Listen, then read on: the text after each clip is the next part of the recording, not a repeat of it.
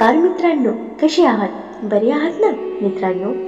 एक खूप मोलाचा संदेश, अतिशय सुंदर विचार। जेव्हा समुद्राच्या किनाऱ्यावर एक मोठी लाट आली तेव्हा त्या लाटेने जाताना किनाऱ्यावर खेळत असलेल्या एका लहान मुलाची एक चप्पल आपल्या सोबत घेऊन गेली। हे बघितल्यावर तो मुलगा तिथल्या वाळूवर आपल्या नाजूक बोटाने लिहितो की समुद्र हा चोर आहे।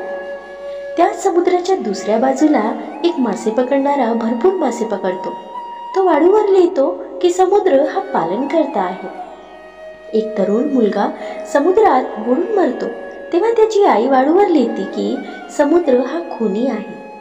त्याच समुद्राच्या एका दुसऱ्या किनाऱ्यावर एक गरीब म्हातारा, ज्याची म्हातारपणाने कंबर वाकलेली असते, तो आपल्या वाकलेल्या कंबरेने किनाऱ्यावर फिरत असतो। फिरता फिरता म्हाताऱ्याला एका मोठ्या सीपमध्ये एक अनमोल मोती सापडतो, तर तो वाळीवर लिहितो की समुद्र हा दाता आहे।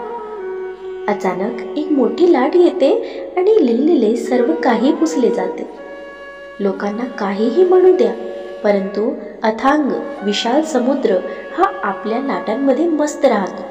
आपली भरती आणि ओहोटी समुद्र आपल्या पद्धतीने सिद्ध करीत असतो।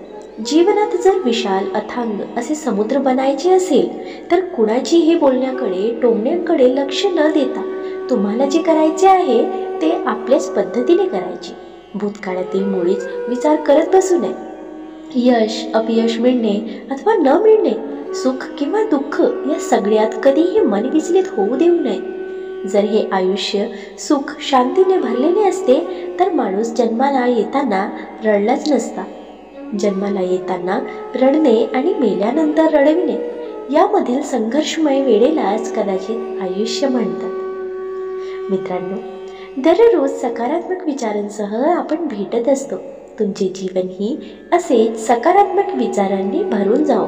तुमच्या मनातील सर्व चांगले इच्छा आकांक्षा पूर्ण होत तुम्हाला सुख समृद्धी लाभो ही ईश्वराच्या चरणी प्रार्थना। मित्रांनो, तुम्हाला हा व्हिडिओ कसा वाटला कमेंट करून नक्की सांगा। व्हिडिओ आवडल्यास लाईक शेअर करायला विसरू नका आणि अशी छान छान कथा आणि सुविचारासाठी चॅनलला सबस्क्राईब नक्की करा।